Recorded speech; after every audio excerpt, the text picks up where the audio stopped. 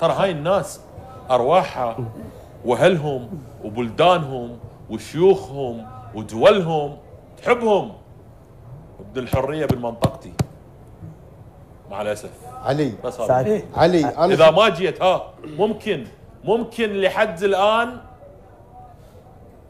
انا ما اريد اشكك بالنوايا ولا اريد اشكك بوطنيه ولا غير. انا انتقدت قبل كم يوم فناننا الكبير كاظم الساهر، لكن يا ابو وسام يعز علينا تحضر في بلداننا شقيقه عربيه وتحيي الحفلات، ومن ندعيك في بطوله الخليج ما تجي.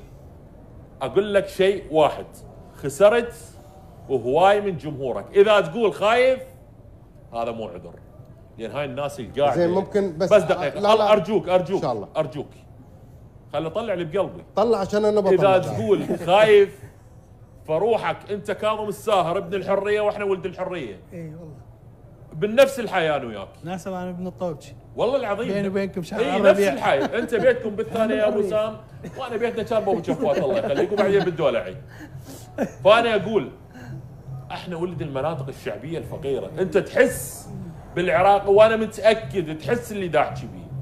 ليش؟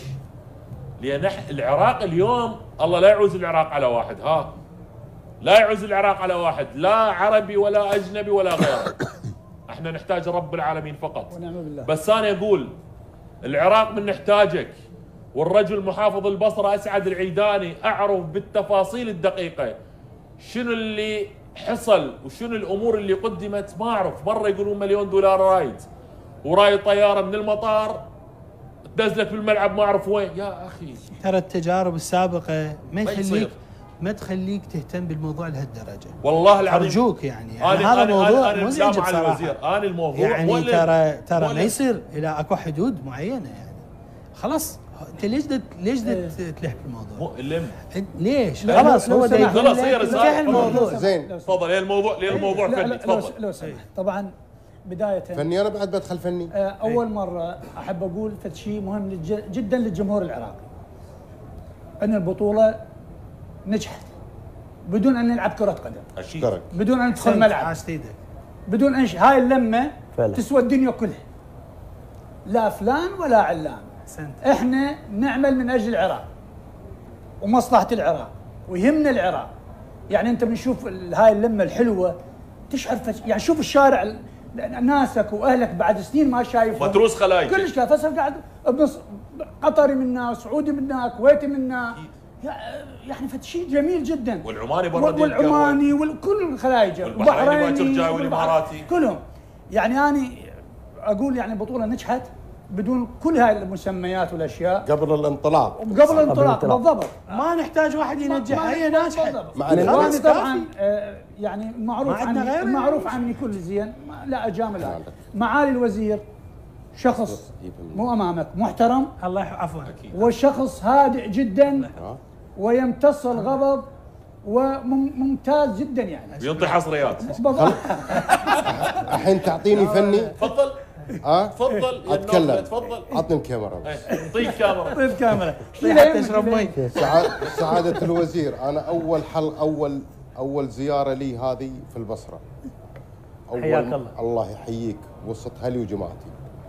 وفي البرنامج هني تكلمت قلت حق الجمهور الخليجي جيت امن وامان. تكلمت اذا بتجون يا اهل الخليج بما فيهم الفنان الكبير كاظم الساهر، هاي دعوه له.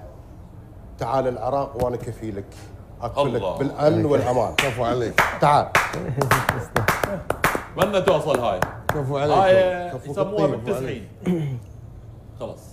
املنا كبير حسام الرسام الان ورحمه. هذه الفني مالي حسام الرسام ورحمه. واكد لي الرجل باتصال، ابو ادم حبيبي انت ابن العراق وانت حسام الرسام، وانت اليوم اللي غنيت في زمن كان صوتك يصدح بالغربه، وكان الوضع في بغداد الامور تعبانه جدا، فحلاوه وطيب يا ابو ادم، حلاوه وطيب للي ياكل من تمرنا، واللي ما يريد ياكل من تمرنا كيف بعد. سمعنا وما شفنا. فمكانك هنا ان شاء الله من اول وصولك الى البصره مثل ما اتفقنا انا وياك.